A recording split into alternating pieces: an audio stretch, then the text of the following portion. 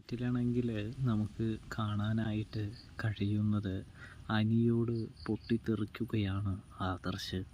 അതായത് അനിയാണെങ്കിൽ മുത്തശ്ശൻ്റെ മുൻപിൽ മുത്തശ്ശൻ വാക്ക് കൊടുത്തത് തെറ്റിപ്പോയി എന്നും മുത്തശ്ശൻ്റെ വാക്ക് പിൻവലിക്കണമെന്നും പറയുമ്പോൾ ഒരു നിമിഷം മുത്തശ്ശൻ ആലോചിച്ചതിന് ശേഷമാണെങ്കിൽ ആ വാക്ക് പിൻവലിക്കാനായിട്ട് ഒരുങ്ങുകയാണ്, തയ്യാറാണ് എന്നുള്ള വിവരം നമ്മുടെ ആദർശിനെയും നയനയെയും മറ്റു കുടുംബാംഗങ്ങളെയും അറിയിക്കുന്നുണ്ട്.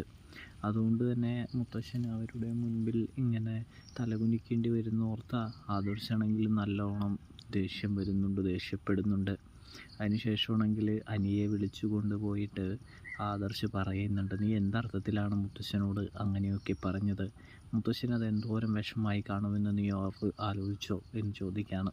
മുത്തശ്ശൻ ഇപ്പോൾ അവന്തികയുടെ മുൻപിൽ തല കുനിച്ച് നിൽക്കേണ്ടി വരില്ലേ, അത് നീ കാരണമല്ലേ എന്ന് ചോദിക്കുമ്പോൾ അനി പറയുന്നുണ്ട്, ആദർശേട്ടാ, സത്യം പറഞ്ഞു കഴിഞ്ഞാൽ എൻ്റെ ജീവിതം നഷ്ടപ്പെടാതിരിക്കാനാണ്, എൻ്റെ ജീവിതം വീണ്ടും നശിക്കാതിരിക്കാൻ വേണ്ടിയാണ് ഞാൻ മുത്തശ്ശനോട് ആവശ്യപ്പെട്ടത്. മുത്തശ്ശന് കാര്യം മനസ്സിലായി, ഏട്ടൻ പറയുന്നത് എനിക്ക് മനസ്സിലാകുന്നുണ്ട്, മനസ്സിലാക്കാതെയല്ല.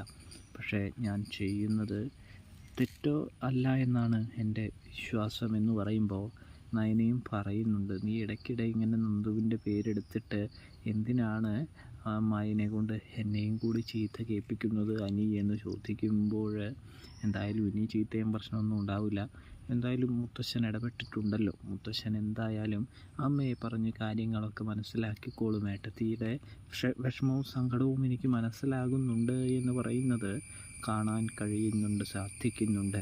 അപ്പോൾ റിവ്യൂ ഇഷ്ടപ്പെട്ടാൽ ചാനൽ മറക്കാതെ ഒന്ന് സബ്സ്ക്രൈബ് ചെയ്ത് സപ്പോർട്ട് ചെയ്യാനായിട്ട് പ്രത്യേകം ശ്രദ്ധിക്കണേ പ്രേക്ഷകരെ, പ്രിയ കൂട്ടുകാരെ.